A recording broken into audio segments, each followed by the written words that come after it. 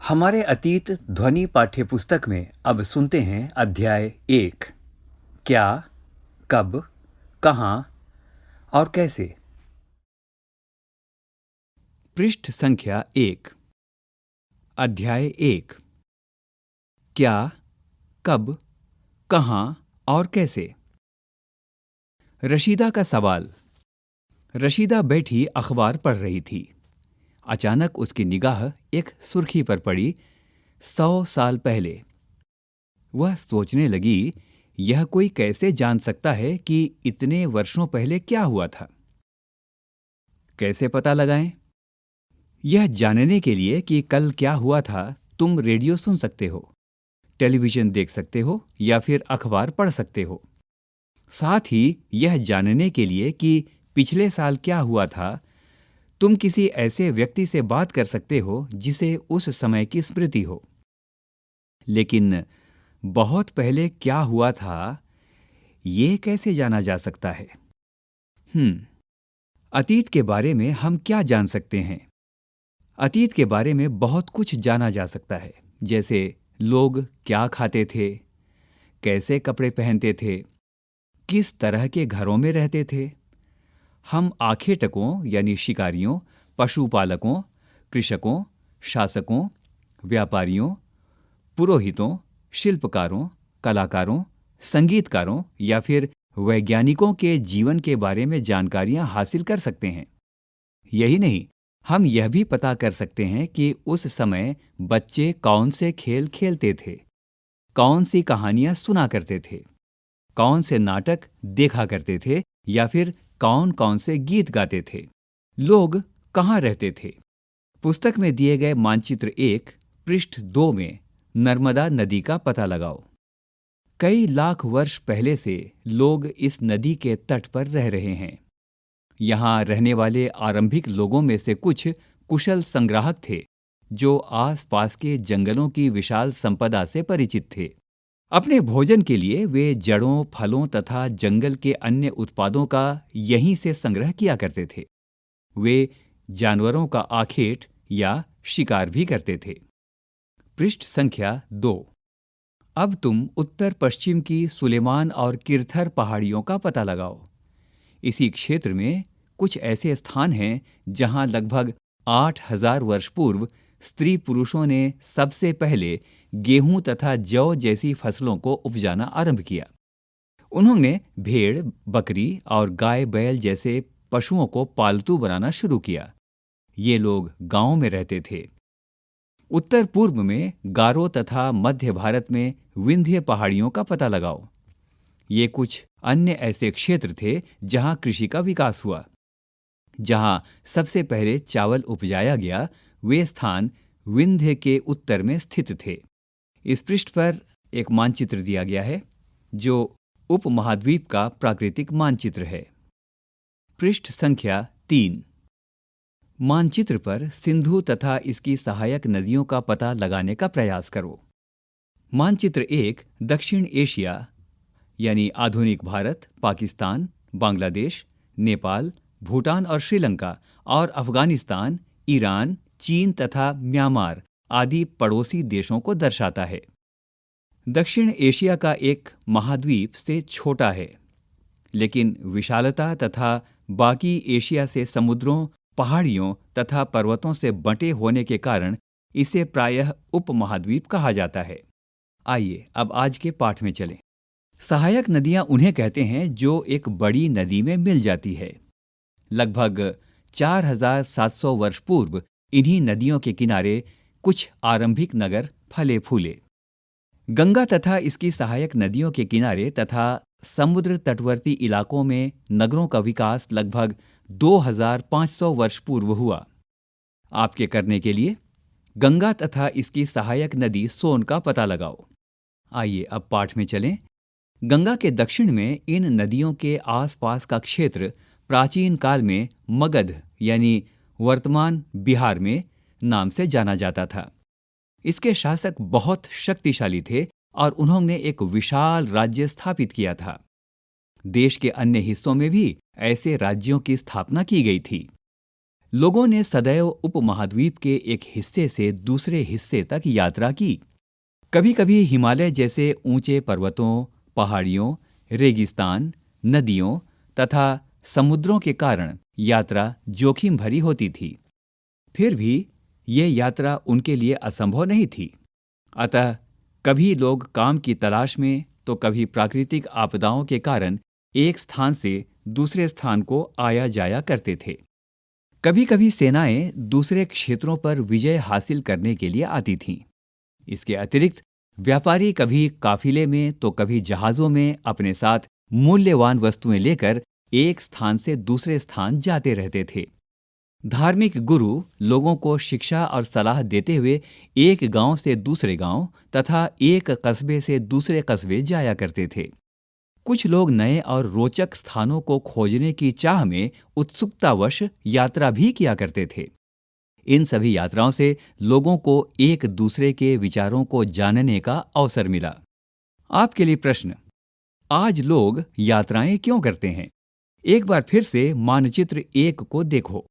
पहाड़ियां, पर्वत और समुद्र इस महाद्वीप की प्राकृतिक सीमा का निर्माण करते हैं।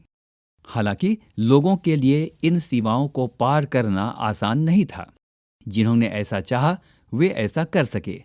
वे पर्वतों की ऊंचाई को छू सके तथा गहरे समुद्रों को पार कर सके। उपमहाद्वीप के बाहर से भी कुछ लोग यहां आए और यहीं बस गए। लोगों के इस आवागमन ने हमारी सांस्कृतिक परंपराओं को सुदृढ़ किया। कई सौ वर्षों से लोग पत्थर को तराशने, संगीत रचने, यहाँ तक कि भोजन बनाने के नए तरीकों के बारे में भी एक दूसरे के विचारों को अपनाया। पृष्ठ संख्या 4। देश के नाम। अपने देश के लिए हम प्रायः इंडिया या भारत जैसे नामों का उपयोग करते हैं। इंडिया शब्द इंडस से निकला है, जिसे संस्कृत में सिंधु कहा जाता है। अपने एटलस में ईरान और यूनान का पता लगाओ। लगभग 2500 वर्ष पूर्व उत्तर पश्चिम की ओर से आने वाले ईरानियों और यूनानियों ने सिंधु को हिंदोस अथवा इंदोस और नदी के पूर्व के भाग में स्थित भूमि प्रदेश को इंडिया कहा। भरत नाम का प्रयोग उत्तर पश्चिम में रहने वाले लोगों के एक समूह के लिए किया जाता था। इस समूह का उल्लेख संस्कृत की आरंभिक लगभग 3500 वर्ष पुरानी कृति ऋग्वेद में भी मिलता है। बाद में इसका प्रयोग देश के लिए होने लगा। आपकी जानकारी के लिए ताड़ पत्रों से बनी पांडुलिपि का एक पृष्ठ नीचे दिया गया है। यह पांडुलिपि लगभग 1000 वर्ष पहले लिखी गई थी। किताब बनाने के लिए ताड़ के पत्तों को काटकर उनके अलग अलग हिस्सों को एक साथ बांध दिया जाता था। भूर्ज पेड़ की छाल से बनी एक ऐसी ही पांडुलिपि को तुम इस पुस्तक में देख सकते हो। अब आइए पाठ में चलें। अतीत के बारे में कैसे जानें? अतीत की जानकारी हम कई तरह से प्राप्त कर सकते हैं। इनमें से एक तरीका अतीत में लिखी गई पुस्तकों को ढूंढना और पढ़ना है। ये पुस्तकें हाथ से लिखी होने के कारण पांडुलिपि कही जाती हैं। अंग्रेजी में पांडुलिपि के लिए प्रयुक्त होने वाला मैन्यूस्क्रिप्ट शब्द लैटिन शब्द मेन्यू, जिसका अर्थ हाथ है, से निकला है। ये पांडुलिपियां प्रायः ताड़पत्रों अथवा हिमालय क्षेत्र में उगने वाले भूर्ज नामक पेड़ की छाल से विशेष तरीके से तैयार भोजपत्र पर लिखी मिलती हैं। पृष्ठ संख्या 5। इतने वर्षों में इनमें से कई पांडुलिपियों को कीड़ों ने खा लिया तथा कुछ नष्ट कर दी गईं। फिर भी ऐसी कई पांडुलिपियां आज भी उपलब्ध हैं। प्रायः ये पांडुलिपियां मंदिरों और विहारों में प्राप्त होती हैं। इन पुस्तकों में धार्मिक मान्यताओं व व्यवहारों, राजाओं के जीवन, औषधियों तथा विज्ञान आदि सभी प्रकार के विषयों की चर्चा मिलती है। इनके अतिरिक्त हमारे यहाँ महाकाव्य, कविताएं तथा नाटक भी हैं। इनमें से कई संस्कृत में लिखे हुए मिलते हैं, जबकि अन्य प्राकृत और तमिल में हैं। प्राकृत भाषा का प्रयोग आम लोग करते थे। हम अभिलेखों का भी अध्ययन कर सकते हैं। ऐसे लेख पत्थर अथवा धातु जैसी अपेक्षाकृत कठोर सतहों पर उत्कीर्ण किए हुए मिलते हैं। कभी कभी शासक अथवा अन्य लोग अपने आदेशों को इस तरह उत्कीर्ण करवाते थे ताकि लोग उन्हें देख सकें, पढ़ सकें तथा उनका पालन कर सकें। कुछ अन्य प्रकार के अभिलेख भी मिलते हैं जिनमें राजाओं तथा रानियों सहित अन्य स्त्री पुरुषों ने भी अपने कार्यों के विवरण उत्कीर्ण करवाए हैं। उदाहरण के लिए प्रायः शासक लड़ाइयों में अर्जित विजयों का लेखा जोखा रखा करते थे। आपके लिए कार्य, क्या तुम बता सकती हो कि कठोर सतह पर लेख लिखवाने के क्या लाभ थे और ऐसा करने में क्या क्या कठिनाइयां आती थीं? यहाँ एक अभिलेख का चित्र दिया गया है। आइए अब इस अभिलेख के बारे जानकारी प्राप्त करें। लगभग 2250 वर्ष पुराना ये अभिलेख वर्तमान अफगानिस्तान के कंधार से प्राप्त हुआ है। यह अभिलेख अशोक नामक शासक के आदेश पर उत्कीर्ण करवाया गया था। इस शासक के विषय में तुम अध्याय 8 में पढ़ोगी। जब हम कुछ लिखते हैं तब हम किसी लिपि का प्रयोग करते हैं। लिपियां अक्षरों अथवा संकेतों से बनी होती हैं। जब हम कुछ बोलते अथवा पढ़ते हैं तब हम एक भाषा का प्रयोग करते हैं। यह अभिलेख इस क्षेत्र में प्रयुक्त होने वाली यूनानी तथा अरामिक नामक 2 भिन्न लिपियों तथा भाषाओं में है। आइए अब पाठ में चलें। इसके अतिरिक्त अन्य कई वस्तुएं अतीत में बनी और प्रयोग में लाई जाती थीं। ऐसी वस्तुओं का अध्ययन करने वाला व्यक्ति पुरातत्वविद कहलाता है। पुरातत्वविद पत्थर और ईंट से बनी इमारतों के अवशेषों, चित्रों तथा मूर्तियों का अध्ययन करते हैं। ये औजारों, हथियारों, बर्तनों, आभूषणों तथा सिक्कों की प्राप्ति के लिए छानबीन तथा खुदाई भी करते हैं। इनमें से कुछ वस्तुएं पत्थर, पकी हुई मिट्टी तथा कुछ धातु की बनी हो सकती हैं। ऐसे तत्व कठोर तथा जल्दी नष्ट ना होने वाले होते हैं। पृष्ठ संख्या 6। यहाँ एक प्राचीन नगर से प्राप्त पात्र का चित्र दिया गया है। इस तरह के पात्रों का प्रयोग 4700 वर्ष पूर्व होता था। दाईं ओर एक पुराना चांदी का सिक्का है। इस तरह के सिक्कों का प्रयोग लगभग 2500 वर्ष पूर्व होता था। जरा सोचिए, हमारे द्वारा आज प्रयोग में आने वाले सिक्कों से यह सिक्का कैसे भिन्न है। अब आइए पाठ में चलें। पुरातत्वविद जानवरों, चिड़ियों तथा मछलियों की हड्डियां भी ढूंढते हैं। इससे उन्हें यह जानने में मदद मिलती है कि अतीत में लोग क्या खाते थे। वनस्पतियों के अवशेष बहुत मुश्किल से बच पाते हैं। यदि अन्न के दाने अथवा लकड़ी के टुकड़े जल जाते हैं तो वे जले हुए रूप में बचे रहते हैं।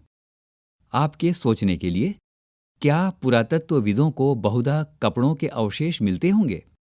अब पाठ में चलें। पांडुलिपियों, अभिलेखों तथा पुरातत्व से प्राप्त जानकारियों के लिए इतिहासकार प्रायः स्रोत शब्द का प्रयोग करते हैं। इतिहासकार उन्हें कहते हैं जो अतीत का अध्ययन करते हैं।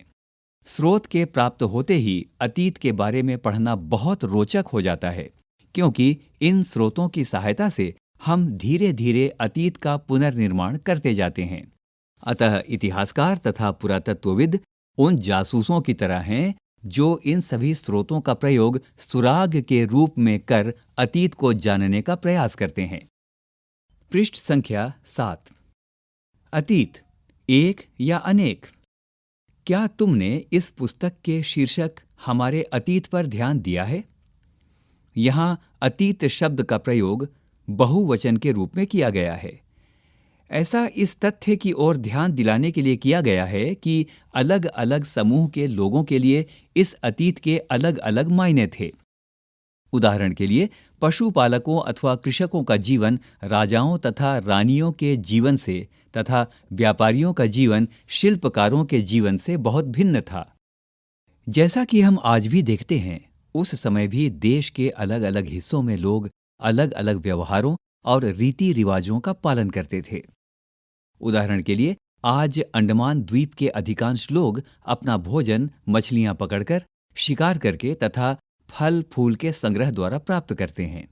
इसके विपरीत शहरों में रहने वाले लोग खाद्य आपूर्ति के लिए अन्य व्यक्तियों पर निर्भर करते हैं। इस तरह के भेद अतीत में भी विद्यमान थे। इसके अतिरिक्त एक अन्य तरह का भेद है। उस समय शासक अपनी विजयों का लेखा जोखा रखते थे। यही कारण है कि हम उन शासकों तथा उनके द्वारा लड़ी जाने वाली लड़ाइयों के बारे में काफी कुछ जानते हैं, जबकि शिकारी, मछुआरे, संग्राहक, कृषक अथवा पशुपालक जैसे आम आदमी प्रायः अपने कार्यों का लेखा जोखा नहीं रखते थे। पुरातत्व की सहायता से हमें उनके जीवन को जानने में मदद मिलती है, हालांकि अभी भी इनके बारे में बहुत कुछ जानना शेष है। तिथियों का मतलब। अगर कोई तुमसे तिथि के विषय में पूछे तो तुम शायद उस दिन की तारीख, माह, वर्ष जैसे कि 2000 या इसी तरह का कोई और वर्ष बताओगी। वर्ष की यह गणना ईसाई धर्म प्रवर्तक ईसा मसीह के जन्म की तिथि से की जाती है। अतः 2000 वर्ष कहने का तात्पर्य ईसा मसीह के जन्म के 2000 वर्ष बाद से है।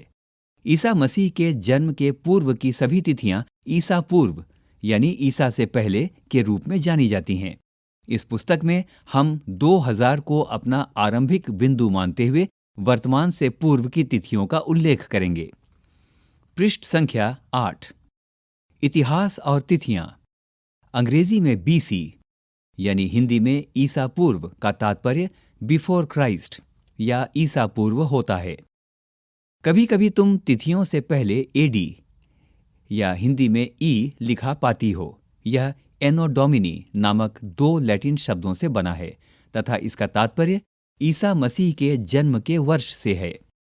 कभी कभी एडी की जगह सीई तथा बीसी की जगह बीसीई का प्रयोग होता है। बीसी अक्षरों का प्रयोग कॉमन एरा तथा बीसीई का बिफोर कॉमन एरा के लिए होता है। हम इन शब्दों का प्रयोग इसलिए करते हैं क्योंकि विश्व के अधिकांश देशों में अब इस कैलेंडर का प्रयोग सामान्य हो गया। भारत में तिथियों के इस रूप का प्रयोग लगभग 200 वर्ष पूर्व आरंभ हुआ था। कभी कभी अंग्रेजी के बीपी शब्दों का प्रयोग होता है जिसका तात्पर्य बिफोर प्रेजेंट यानी वर्तमान से पहले है। पृष्ठ 3 पर 2 तिथियां हैं, उनका पता लगाओ। इनके लिए तुम किस अक्षर समूह का प्रयोग करोगी? अन्यत्र। जैसा कि हमने पढ़ा, अभिलेख कठोर सतहों पर उत्कीर्ण कराए जाते हैं। इनमें से कई अभिलेख कई 100 वर्ष पूर्व लिखे गए थे। सभी अभिलेखों में लिपियों और भाषाओं का प्रयोग हुआ है। समय के साथ साथ अभिलेखों में प्रयुक्त भाषाओं तथा लिपियों में बहुत बदलाव आ चुका है। विद्वान यह कैसे जान पाते हैं कि क्या लिखा था? इसका पता अज्ञात लिपि का अर्थ निकालने की एक प्रक्रिया के द्वारा लगाया जा सकता है। इस प्रकार से अज्ञात लिपि को जानने की एक प्रसिद्ध कहानी उत्तरी अफ्रीकी देश मिस्र से मिलती है। लगभग 5000 वर्ष पूर्व यहाँ राजा रानी रहते थे। नीचे कुछ चित्र दिए गए हैं। इनका प्रयोग प्राचीन काल में लिपियों के रूप में होता था। पृष्ठ संख्या 9। मिस्र के उत्तरी तट पर रोसेट्टा नाम का एक कस्बा है। यहां से एक ऐसा उत्कीर्णित पत्थर मिला है जिस पर एक ही लेख 3 भिन्न भिन्न भाषाओं तथा लिपियों यानी यूनानी तथा मिस्री लिपि के 2 प्रकारों में है। कुछ विद्वान यूनानी भाषा पढ़ सकते थे। उन्होंने बताया कि यहाँ राजाओं तथा रानियों के नाम एक छोटे से फ्रेम में दिखाए गए हैं। इसे कारतूस कहा जाता है। इसके बाद विद्वानों ने यूनानी तथा मिस्री संकेतों को अगल बगल रखते हुए मिस्री अक्षरों की समानार्थक ध्वनियों की पहचान की। जैसा कि तुम ऊपर दिए गए चित्र में देख सकते हो, यहाँ एल अक्षर के लिए शेर तथा ए अक्षर के लिए चिड़िया के चित्र बने हैं। एक बार जब उन्होंने यह जान लिया कि विभिन्न अक्षर किनके लिए प्रयुक्त हुए हैं, तो वे आसानी से अन्य अभिलेखों को भी पढ़ सके। कल्पना करो, तुम्हें एक पुरातत्वविद का साक्षात्कार लेना है। तुम उन 5 प्रश्नों की एक सूची तैयार करो जिन्हें तुम पुरातत्वविद से पूछना चाहोगी। बॉक्स में यहां पर कुछ उपयोगी शब्द दिए गए हैं। वो उपयोगी शब्द हैं यात्रा, पांडुलिपि, अभिलेख, पुरातत्व, इतिहासकार, स्रोत, अज्ञात लिपि का अर्थ निकालना। आओ याद करें। 1. यहां दिए गए शब्दों का सुमेल करो। नर्मदा घाटी, मगध, गारो पहाड़ियां, सिंधु तथा इसकी सहायक नदियां, गंगा घाटी। सुमेल कराने के लिए शब्द हैं पहला बड़ा राज्य, आखेट तथा संग्रहण, लगभग 2500 वर्ष पूर्व के नगर। आरंभिक कृषि। प्रथम नगर। 2.